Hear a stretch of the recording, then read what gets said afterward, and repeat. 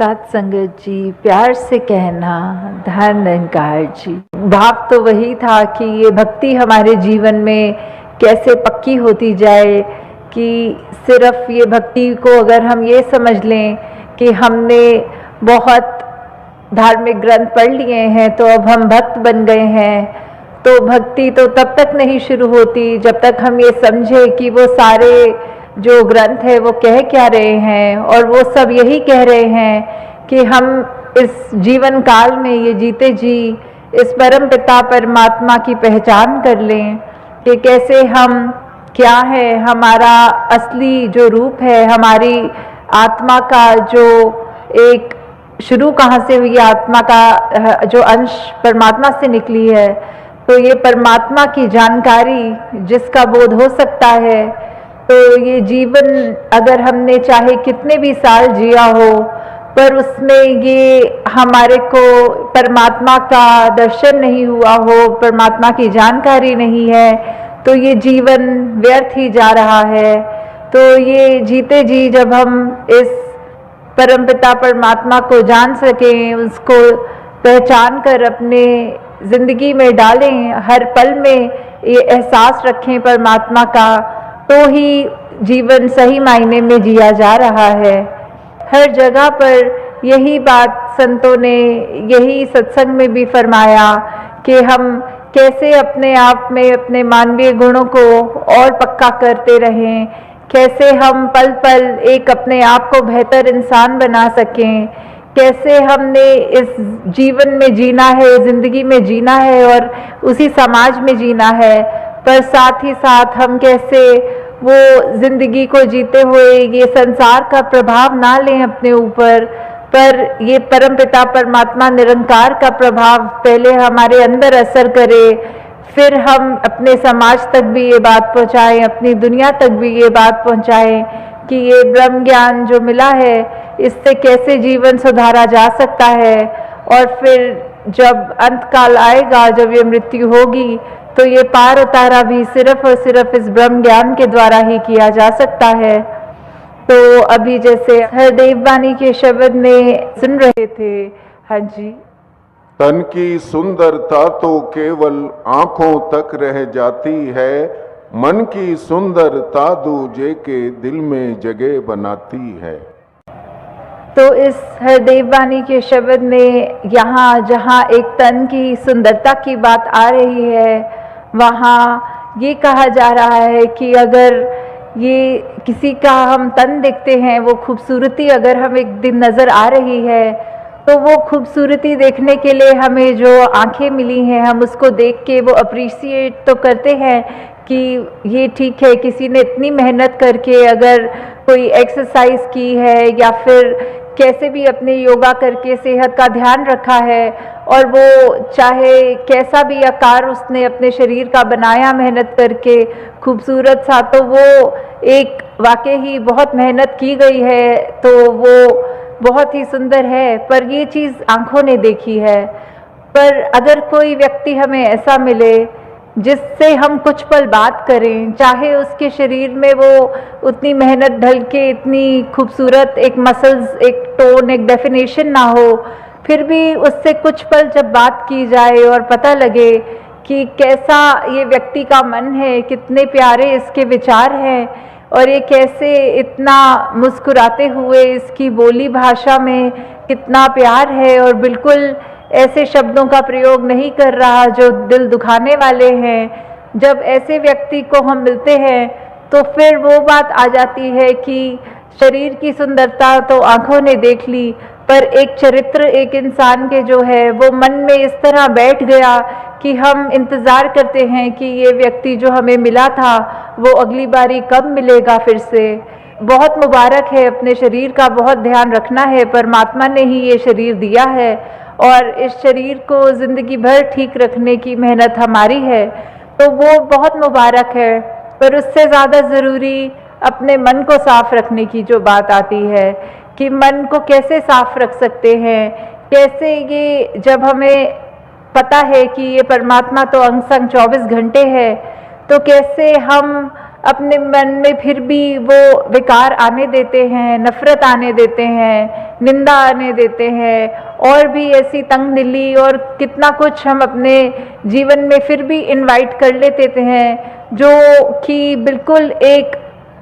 अच्छी ज़िंदगी जीने के लिए किसी काम की नहीं है वो चीज़ें। तो हमें ये चीज़ें को दूर रखना है। ये सुमिरन रूप हमें मिला है परमपिता परमात्मा का, जहाँ एहसास करते हुए अपनी की गई गलतियों को बख्शवा कर जब हम ये एहसास करते हैं तो ये हमारे दिल का ये जो आईना है ये भी साफ हो जाता है। इसके अंदर और टिककर ये निरंकार का एहसास हो पाता है, और संगत और सेवा रूप का भी जो बात है वो भी हम इसी शरीर से काम लेंगे, इसी मन से काम लेंगे, और यही लिव निरंकार से ज़्यादा जितनी जुड़ती जाए उतनी हमारी ज़िंदगी और खुशबूदार बनती जाएगी। हाँ जी। जिसका तन उजला है लेकिन मन मैला है, मन काला निश्चित है उसका तो कोई मोल नहीं पड़ने वाला। तो अगर किसी पे यही ये उदाहरण सिर्फ एक शरीर की दे रहे हैं, पर अगर हम देखें तो प्रकृति में भी कितनी खूबसूरती है, इंसानों में भी कितने अलग अलग तरह के डाइवर्सिटी की बात आती है। जो जहाँ का रहने वाले इंसान होते हैं उनकी शक्ल का आकार, उनके ये त्वचा का रंग वो उसी हिसाब से होता है। तो ये चाहे ये मुख तो उजले वाली बात जो आ गई कि एक कैसे एक शक्ल की बात है कि हर किसी में वो निरंकार ने इतनी सुंदर शक्ल सभी की बनाई है, तो वो जो खूबसूरती है चेहरे पे वो तब तक ही मुबारक है जब तक वो मन उसी व्यक्ति का इतना साफ हो, नहीं तो वो खूबसूरती होते हुए भी वो एक ऐसे भाव होते हुए भी कि कैसा बात कर रहा है, अगर चुभ रही है वो उसकी बात, तो उस व्यक्ति का कोई मोल नहीं है। उस व्यक्ति से फिर हम ये नहीं एक्सपेक्ट कर सकते कि वो अपना सुधार भी कर रहा है या दूसरों के आंसू पोंछने वाली बात ऐसे उसके मन में भाव हैं। तो अगर हमें ऐसा व्यक्ति बनना है जो हर एक के दिल को भाए,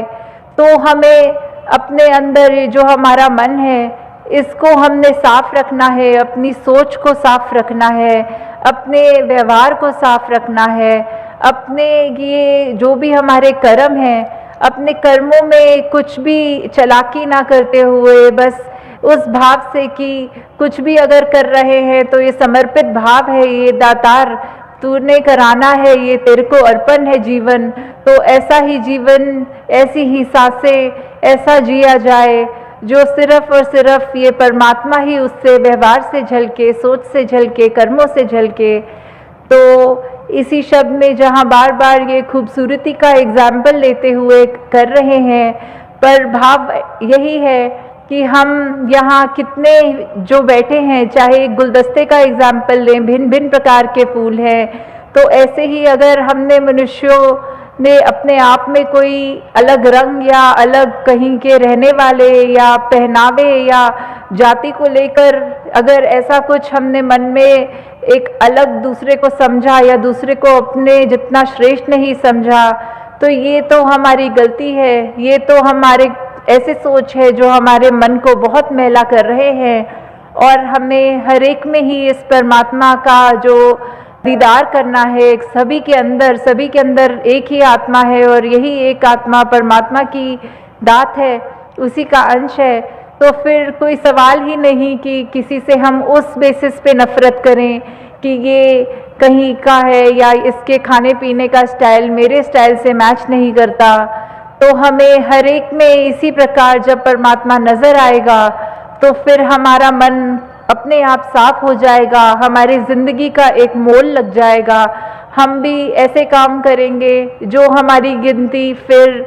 संतों में होएगी, ना कि ऐसे व्यक्तियों में जो बिल्कुल एक जिंदगी खराब करके जी रहे हैं। हाँ जी। सूरत के संग जिस बंदे की होती अच्छी सीरत है, उस बंदे की पड़ जाती फिर इस दुनिया में कीमत है। तो हमें कैसे इस उदाहरण में बार बार ये सूरत और सीरत, ये खूबसूरती का जो बार बार जिक्र हो रहा है, तो वो यही बात आ रही है कि हमारी चाहे हमारा आकार कितना भी सुंदर है, हमारा कैसे भी हम अपने आप को जहाँ चला रहे हैं जीवन में, हमारी जो भी एक कल्चर है वो बहुत ही सुंदर अगर है तो उसको हमने अपने मन के ऊपर हावी नहीं होने देना। हमें इस बात का अभिमान भी नहीं करना कि हम इतने अच्छे दिखते हैं, हम ऐसा करते हैं, तो फिर चाहे हम व्यवहार अपना दूसरों से खराब रखें, किसी के आगे बदतमीजी से बोलें या कुछ ऐसी बात करें, गाली गलौज करें, ये फिर हमको शोभा नहीं देता। हमारी अगर सूरत जैसी भी परमात्मा ने दी है वो बहुत ही सुंदर है, पर साथ में अपने किरदार को हमने सुंदर बनाना है, अपनी सोच को, अपने हर चीज़ में एक ज़िंदगी के ऐसे ऐसे पहलुओं को हमें सिर्फ और सिर्फ खूबसूरत बनाने की ओर फोकस करना है। क्योंकि जब ये खूबसूरती अगर दिख भी रही है किसी को तो फिर वो कुछ पलों के लिए ही सिर्फ उसकी वाहवाही ना हो। जब एक अच्छा किरदार मिल जाएगा उस खूबसूरत शक्ल को तो ही हम हर एक के मन को भाएंगे, तो ही हम अपने आप को भी एक सही मायने में सुंदर इंसान बोलने के काबिल बना सकेंगे। हाँ जी। तन की सुंदरता की खातिर सजता और संवरता तू, मन सुंदर रखने का बंदे नहीं उपाय करता तू। तो वही बात की एक शक्ल और एक मन की बात हो रही है कि कैसे अपने सूरत को तो हम प्रतिदिन सुबह उठ के जब तैयार भी हो रहे होते हैं तो हमारा दिन शुरू होते ही हम अपने आईने में घर के देखना शुरू कर देते हैं, अपने आप की शक्ल ये संवारना शुरू कर देते हैं। पर हम उस समय भी ये फोकस नहीं करते कि ये तन की खूबसूरती, ये शक्ल की खूबसूरती से ज़्यादा ज़रूरी है कि अपने मन में एक पावन निर्मल गुण हम रखें कि वो हमारा मन ही साफ सुथरा रहे, किसी के लिए हमारे मन में ये बुरे ख्याल ना आए, एक ऐसा एक नफरत का भाव ना रहे। तो ऐसे आईने तो बहुत होते हैं, पर अगर हम ये मान के चलें कि कोई अगर ऐसा आईना है जो बाहर की खूबसूरती ना दिखाता हो पर उसको अपने आगे रखें तो हम एक किस तरह के एक इंसान है, हमारा दिल कैसा है, हमारा मन कैसा है। अगर वो आईना कुछ ऐसा दिखाने लग जाए तो हो सकता है हम अपने आप को भी एक अपने आप को पहचान तक नहीं पाएंगे उस आईने में, क्योंकि हम कई बार अभिमान में अपने आप को इतना श्रेष्ठ तो मान लेते हैं कि हमको लगता है हमसे ज़्यादा कोई अच्छा नहीं है। पर अगर वही बात रखें कि ऐसा आईना जो हमारा मन दिखाए हम कैसे इंसान हैं, हमारे को उस बात का अवगत कराए, तो फिर हमें ये पता लगेगा। और हम तो इतने लकी हैं, इतनी कृपा है कि हमको तो ये सत्संग रूपी आईना जो प्रतिदिन के लिए मिला हुआ है कि कैसे अगर हम रोज झाड़ू लगा रहे हैं घर को साफ रखने के लिए तो एक दो दिन ना भी लगे तो बहुत उसका कचरा नजर आ जाता है। तो इसलिए सत्संग भी हम जब रोज करेंगे अपने मन का वो जो भी गलत ख्याल है मन में वो जाते रहेंगे धीरे धीरे और मन बिल्कुल साफ हो जाएगा। तो फिर उस पल के बाद ही हम अगर ये देखें कि फिर चाहे दुनिया का कोई भी आईना हमारे सामने आए तो वो शक्ल तो दिखाए, उसके अलावा अगर हमें अपने आप की भी पहचान कराए, अपने मन नजर आए उसमें, तो उसमें भी हमारी कोशिश यही रहे कि अपने मन को कैसे हम साफ देख सकें। हाँ जी। निर्मल निर्गुण निरंकार को जीवन में अपनाएगा, कहे हर देव के मन सुंदर निर्मल पावन हो जाएगा। कि कैसे ये निरंकार की अगर हम व्याख्यान करें तो फिर ये जो बात होती है कि निरंकार के क्या गुण हैं, कि ये तो निर्गुण निर्मल और इतने उसका जो ठहराव की बात आती है कि सिर्फ यही है निरंकार जो एक स्थिर है, बाकी संसार की पूरे ब्रह्मांड की ऐसी चीजें बाकी कुछ भी कायम दायम रहने वाली नहीं है। तो हम अगर ये कोशिश करें कि हम निरंकार के जो गुण हैं अपने अंदर भी लाएं, वही ठहराव लाएं, वो विशालता लाएं, वो प्यार लाएं, वो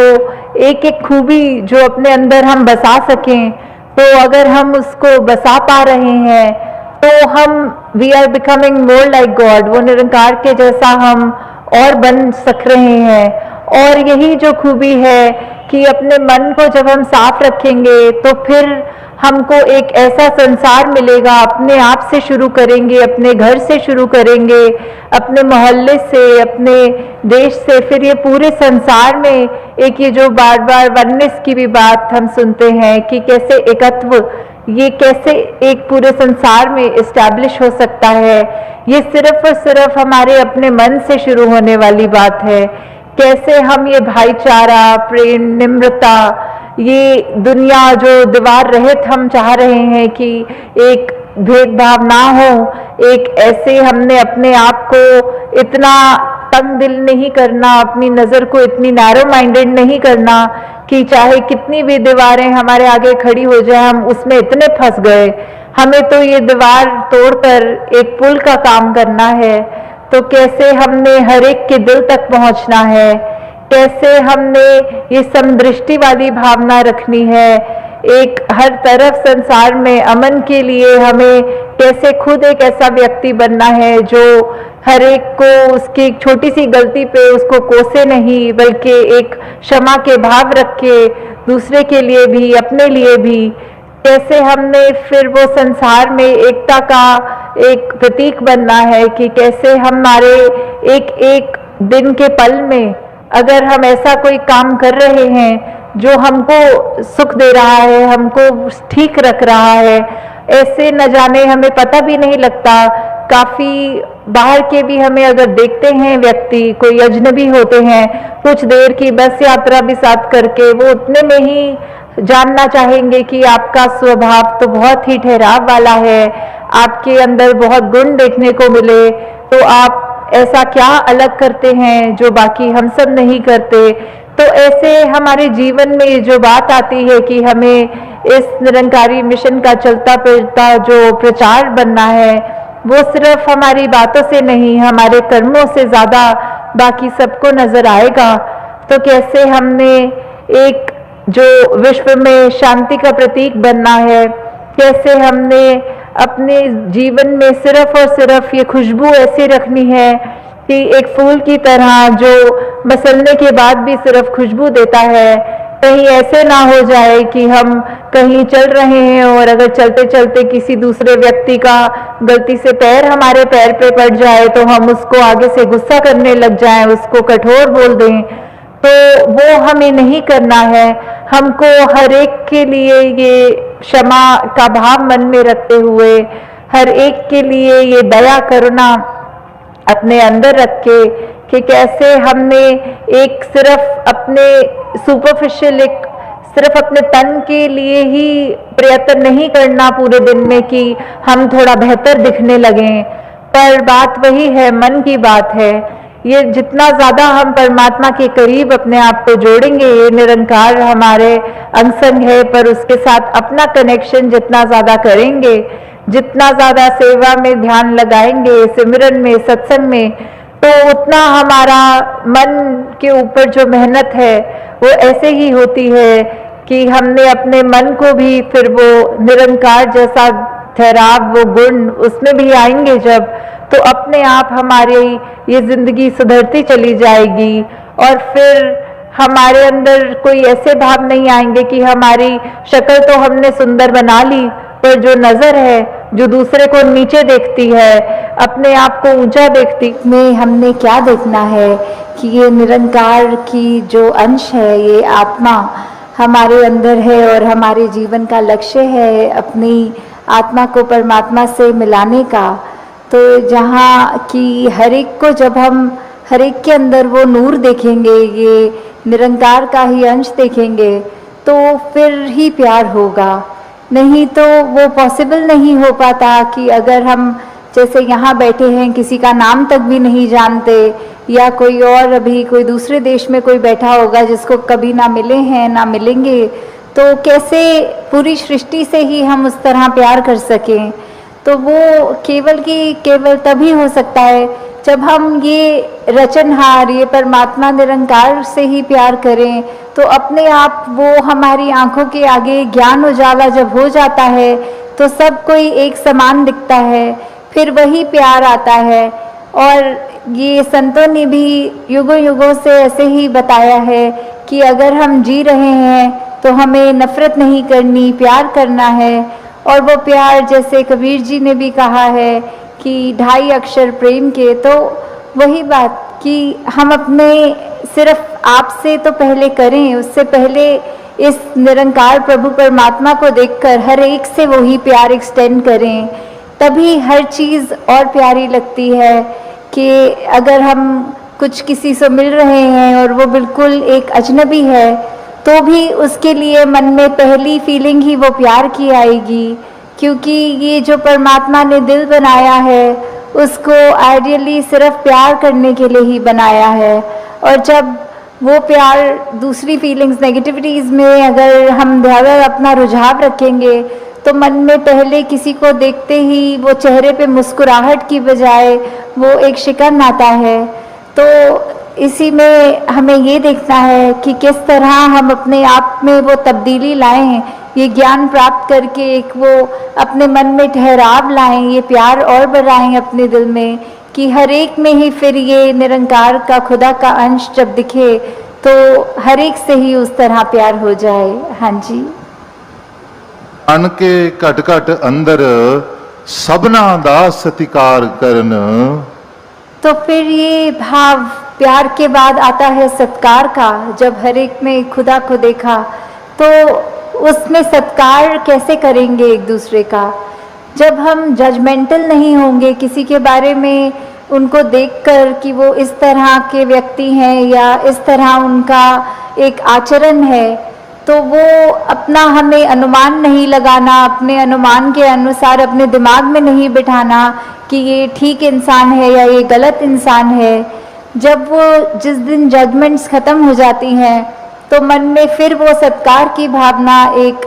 आती है हर एक के प्रति, कि किस तरह हर कोई ये सत्कार का पात्र है, क्योंकि इतनी बड़ी दात ये निरंकार परमात्मा जिसके भी हिस्से में है और बाकी भी जो अभी अपरिचित हैं उस ब्रह्म ज्ञान से,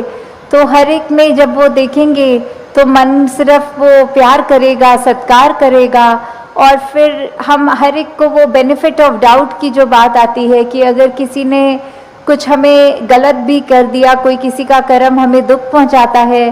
तो अपने उस व्यक्ति से गुस्सा ना करके सिर्फ एक ही भाव मन में अपने आप आएगा कि उस व्यक्ति की शायद कोई मजबूरी रही होगी, आज उसका हो सकता है दिन अच्छा ना रहा हो, कोई किसी ने कुछ उसको बुरा बोल दिया हो तो इसलिए उसका मन कड़वा हुआ है, इसलिए उसके बोल कड़वे निकले हैं। तो जब तक ये बात नहीं हम दे पाएंगे अगले को बेनिफिट ऑफ डाउट, तब तक हम वो सत्कार, ये प्यार कुछ भी नहीं उस तरह दे सकेंगे,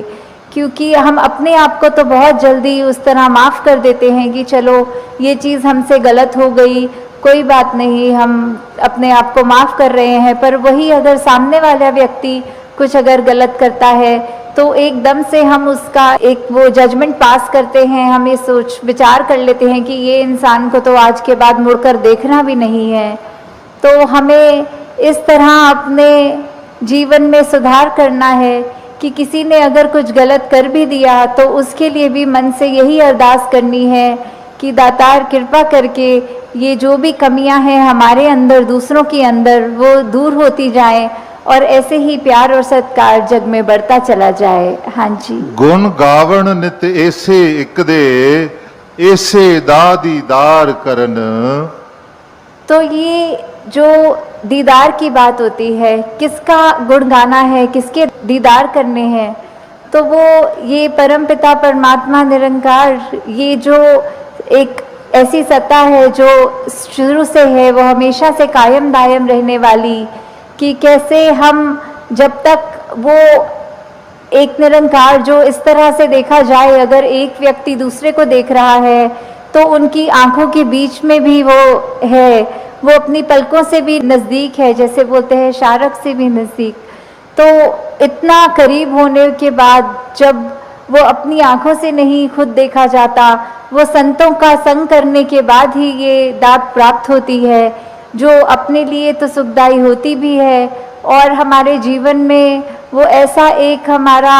पल पल बना देती है कि हर पल में सिर्फ ये निरंकार प्रभु परमात्मा का शुक्रिया निकलता है हर समय, और वो भाव कि इसी के ही हमेशा गुणगान करने हैं। फिर बाकी चीज़ें लगता है कि है, सबकी इम्पोर्टेंस अपनी है, पर निरंकार से ज़्यादा इम्पोर्टेंट कुछ नहीं, इस परमात्मा से ज़्यादा ज़रूरी कुछ नहीं। हाँ जी। ਇਸੇ ਇੱਕ ਦੇ ਨਾਲ ਜੋੜ ਕੇ ਬੇੜਾ ਜਗ ਦਾ ਪਾਰ ਕਰਨ। तो ये बेड़ा जग का, इससे क्या मतलब हो रहा है? इससे सिर्फ यही बात कि हम जब जीवन काल की यात्रा अपनी जी रहे हैं तो उसमें हमें क्या एक ऐसा, जो बोलते हैं कि एक परमानेंट चीज़ क्या है, कि जो सबसे मजबूत चीज़ जिसने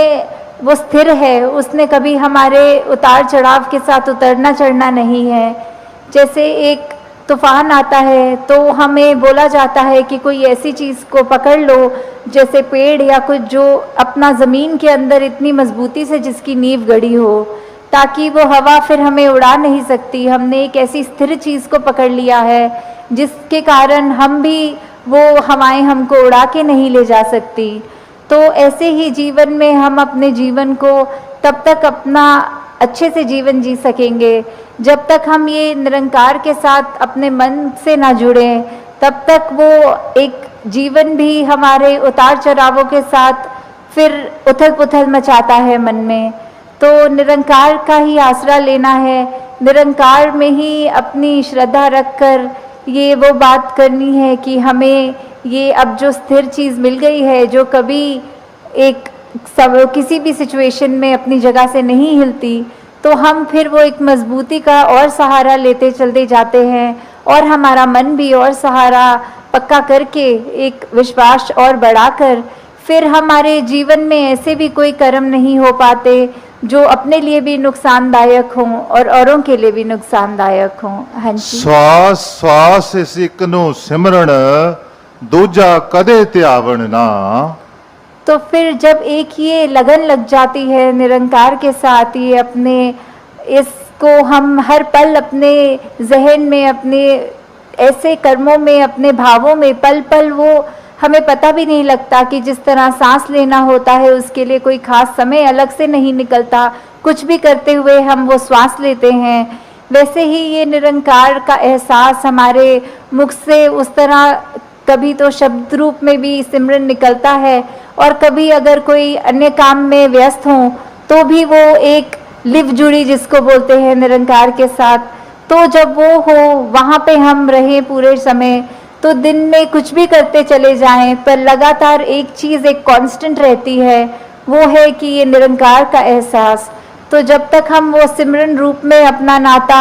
निरंकार से और गहरा करते जाएं, जितना अधिक से अधिक हो सके मन में भी करें और बोल से भी सिमरन करें, ताकि वही बात कि ये निरंकार ही है जो सही मायने में सब कुछ है, और बिना उसके कुछ भी नहीं, और वो खुद भी सब कुछ होते हुए ना उस तरह दिखता है, पर फिर भी इतने गुण, बिल्कुल निर्गुण होते हुए भी। तो हमें भी ये सब ज़्यादा से ज़्यादा ऐसे कोशिश करनी है कि हम बिल्कुल वही गुणों को अपने जीवन में उतार पाएँ, उसी तरह अपने जीवन को चला पाए जिस तरह युगों युगों ने, संतों ने चाहा है कि एक कर्म हमारे ऐसे बनते जाएं, एक ऐसा हमारे दिल से दिल का रिश्ता इस निरंकार प्रभु परमात्मा से जुड़े। हाँ जी। कहे अवतार और पूरे गुरसिख एक नु कदी भुलावण ना। तो फिर ये जो एका है, ये निरंकार की तरफ इशारा करते हुए कि जो भी पूर्ण गुरसिख होंगे, जिनको ये ब्रह्म ज्ञान की दात प्राप्त हो गई और उसके बाद वो अपने अहंकार को तज के ये उस तरह एक सिर्फ इस एक के साथ ही जुड़ा हो, चाहे वो किसी भी भाव से हम लेते हों, जो अपनी श्रद्धा से जो भी बुलाना चाहे, तो उसके साथ जब तक जुड़े हैं इसका एहसास करते हुए, तो ही सब कुछ है। नहीं तो वो एहसास जिस पल खो दिया, समझो वो जीवन काल वहीं थम गया, या फिर वो भी नहीं पता लगता कि कब वो पतन की ओर एक हमारे सोच विचार बन जाते हैं। तो हमें किस तरह ये अपने अंदर और मेहनत करनी है कि बस ये एक जो है इसी के साथ और जुड़ते चले जाएं, इसी के साथ अपना हर पल इस तरह बिताएं कि जैसे एक मछली होती है, जब उसको पानी से बाहर निकाल दिया जाता है तो कैसे तड़पती है, वैसे ही जिस पल हमें इस निरंकार का चेता भूले, उसी समय ये तड़प अंदर से अपने आप वो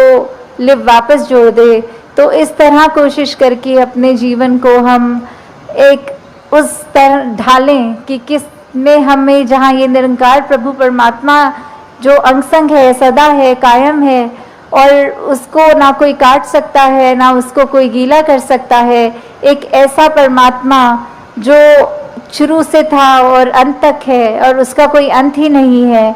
तो वैसे ही हमें भी उसके साथ जुड़ते हुए अपने जीवन को भी और सुधारना चाहिए। आपका ये निरंकार के आगे अपनी अहंकार को तजते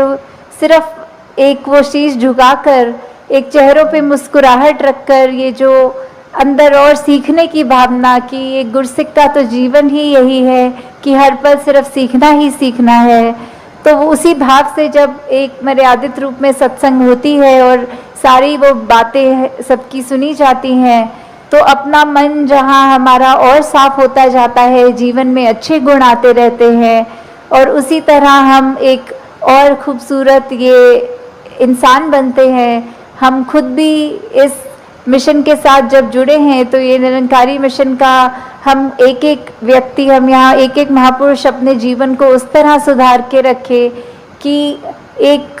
समाज में भी अगर कहीं जाएं तो सबके मन में यही लगे कि इस व्यक्ति के जैसे बनना है, इसके पास एक ऐसी दात है जो उसको एक हमेशा बाकियों से अलग दिखाती है। तो इस तरह हमारे कर्म ही जब वो प्रचार का रूप ले लें, हमारी भाषा ही प्रचार का रूप ले ले, हमारे सोच ही प्रचार का रूप ले ले, तो फिर हमारा ये जीवन काल जब तक है और उसके बाद जैसे लोक सुखी परलोक सुहेला, तो किस तरह ये जीवन भी जीते हुए हमने जहाँ वो ह्यूमन वैल्यूज़ को रखना है, एकत्व, भाईचारा, मिलवर्तन, करुणा, दया, ऐसे अनगिनत जो भी है वो तो रखकर अपने जीवन में हर पल जीवन को जीना है। और उसके बाद ये ब्रह्म ज्ञान जो इस जीवन काल में हमें मिल गया है, वो दात को हमें हर पल ऐसे याद रखना है कि कभी भी अगर अंत समय हो तो वो दात हमें हमसे छिन ना जाए। उसको निरंकार को ऐसे संभालते हुए हर पल निरंकार का एहसास रखना है, और उसके बाद सिर्फ वही एक दात है जो बाद में भी हमारे साथ आगे जानी है। तो दासी और समय ना लेके इन्हीं शब्दों से आपसे आज्ञा चाहेगी। साथ संगत जी, धन निरंकार जी।